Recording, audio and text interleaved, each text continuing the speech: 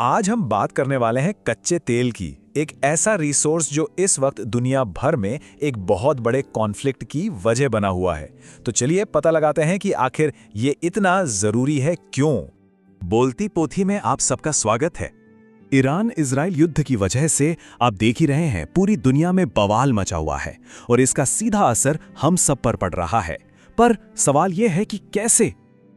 ये लड़ाई असल में सिर्फ दो देशों के बीच की नहीं रह गई है। इसकी वजह से एक बहुत ही इंपॉर्टेंट एक क्रूशियल समुद्री रास्ता बंद हो गया है और इसी वजह से दुनिया भर की तेल सप्लाई पर खतरा मंडरा रहा है। हुआ यह है कि ईरान ने स्ट्रेट ऑफ हॉर्मुज को ब्लॉक कर दिया है। अब ये वो रास्ता है जहां से दुनिया का एक बहुत बड़ा हिस्सा कच्चे तेल और गैस का यहीं से गुजरता है। और अब क्या हो रहा है, हजारों तेल और गैस के टैंकर वहां फंसे हुए हैं। अब भारत की बात करें तो शुक्र है अभी पेट्रोल डीजल का कोई बड़ा संकट तो नहीं आया है, लेकिन असर दिखना शुरू हो चुका है। कई जगहों पर लोगों को एलपीजी यानी अपनी रसोई गैस की कमी महसूस होने लगी है। तो जब सप्लाई इतनी फ्रैजाइल हो, इतनी आसानी से टूट सकती हो, तो एक बहुत ही फंडामेंटल सवाल दिमाग में आता है कि आखिर ये तेल है क्या जिसके लिए पूरी दुनिया में इतनी उथल-पुथल मची है? ये जमीन के नीचे बनता कैसे है?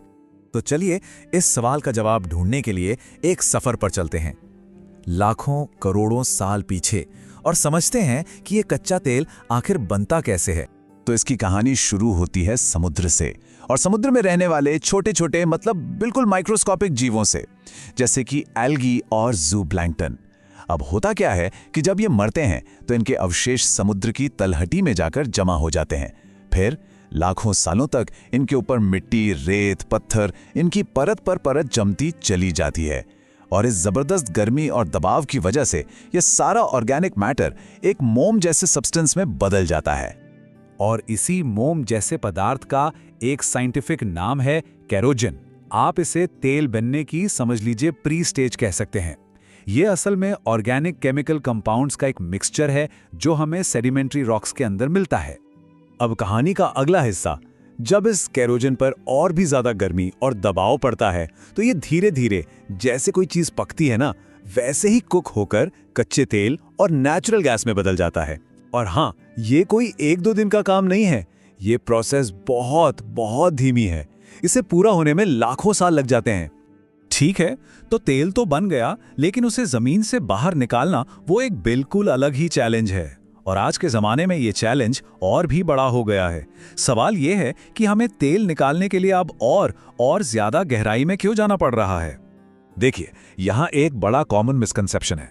ऐसा नहीं है कि तेल खिसक कर और नीचे जा रहा है, नहीं। बात असल में ये है कि जो तेल सतह के करीब था, जिसे निकालना आसान था, वो हम लगभग इस्तेमाल कर चुके हैं, वो खत्म हो गया है। इसीलिए अब हमें और गहरे कुएं खोदने पड़ रहे हैं। आपको अंदाजा लगे, इसके लिए कुछ आंकड़े देखते हैं। 1949 में तेल के कुएं की एवरेज डेप्थ होती थी करीब 3,500 फीट। ठीक है, 2008 आते आते ये बढ़कर हो गई करीब 6,000 फीट।